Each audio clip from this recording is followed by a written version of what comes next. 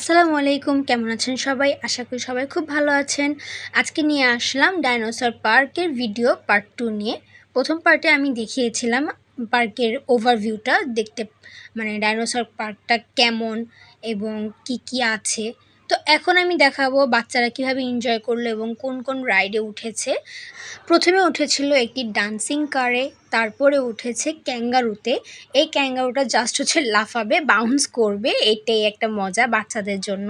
তো আমাদের হচ্ছে আমরা কোনো প্যাকেজ কিনি নেই, আসলে প্যাকেজ কেনা উচিত ছিল।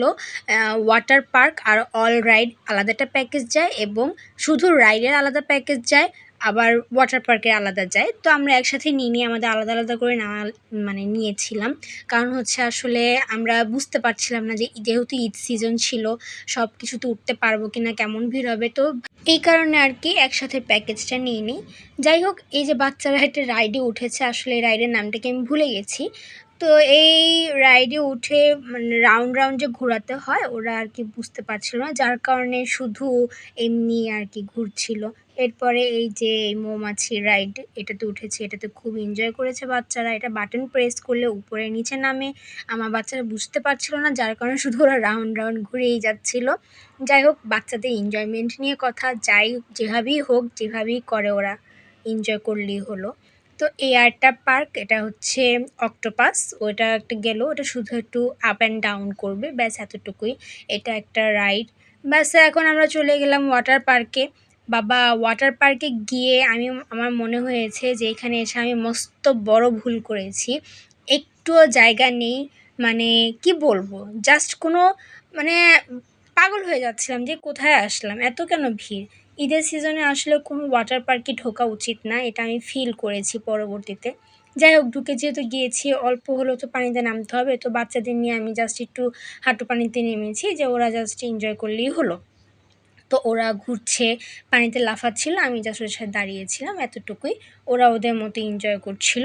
আর ওরা তো সেই খুশি বাচ্চারা। এই যে ওয়াটার পার্কে চেঞ্জিং রুমটা ছিল, ওখানে চেঞ্জ করার পর্যন্ত জায়গা ছিল না, এতটা ভিড়। আর কি, ঈদ সিজনে আসলে ওয়াটার পার্কে ঢোকাই উচিত না।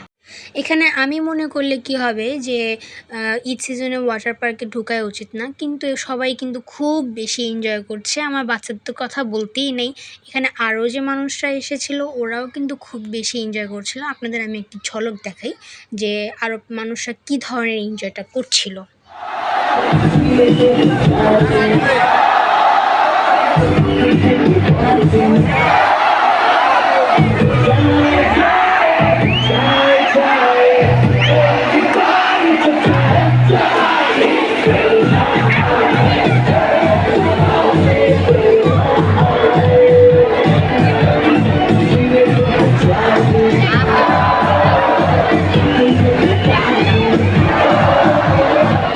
তো এই ছিল ওয়াটার পার্কের অবস্থা।